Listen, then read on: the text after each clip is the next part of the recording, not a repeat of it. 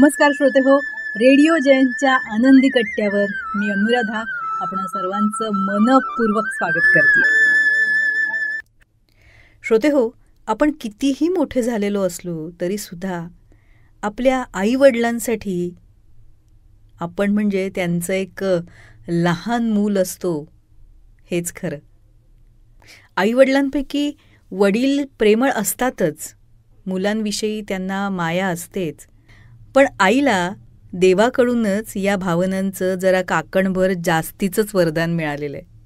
त्यामुळं आपण कितीही मोठे झालेलो असलो, आपली आई कितीही वयोवृद्ध झालेली असली तरीसुद्धा ती आपल्यात तिचं लहान मुलंच बघते.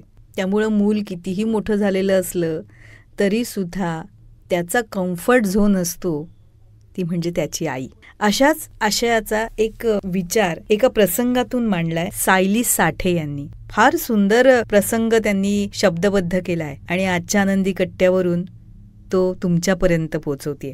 अंघोळ झाली तसे बाळाचे डोळे मिटायला लागले. दुपट्यामध्ये बांधून गुंडाळी करेपर्यंत बाळ गाढ झोपी गेलं सुद्धा. बाळाच्या आईचं पण नुकताच मसाज आणि ऊन पाण्यानं अंघोळ झाल्यानं डोळे मिटू लागले आणि तीसुद्धा बाळाच्या शेजारीच आडवी झाली. बाळाची आजी दोघांना बघून समाधानानं हसली. वास्तविक पाहता खरं तर आजीचेही डोळे मिटत होते, कारण बाळानं काल रात्रीसुद्धा चांगलंच जागवलं होतं. पण मग लेकीला भूक लागेल ना उठल्यावर, म्हणून मग आजीनं मरगळ झटकली आणि ती स्वयंपाकघरात आली. स्वयंपाकघरात बाळाच्या आजीची 80 वर्ष वयाची आई भाजी निवडत बसली होती.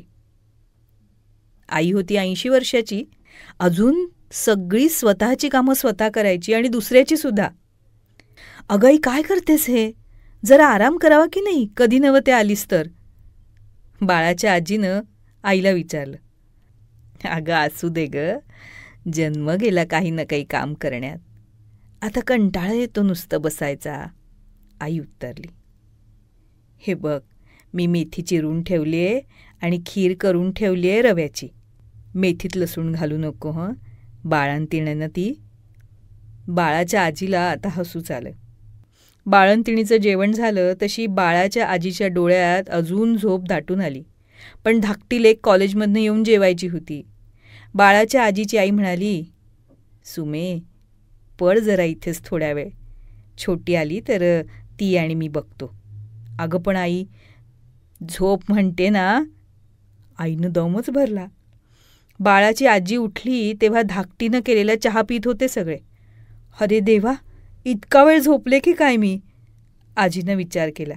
तिनं चटकन बाळंतिणीच्या खोलीत डोकावून पाहिलं तर बाळाची आई आणि बाळ मज्जेत खेळत होतं.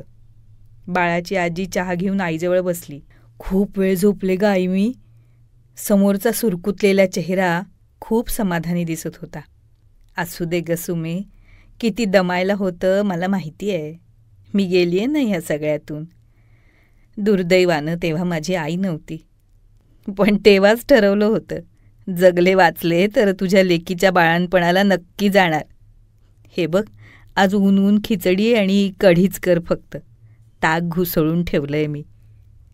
बाळाची आजी सुरकुतलेल्या चेहऱ्याकडे बघत होती. खरंच वय कितीही असो आणि लेकीचं वय कितीही वाढो, आई ती आईच असते, नाही का?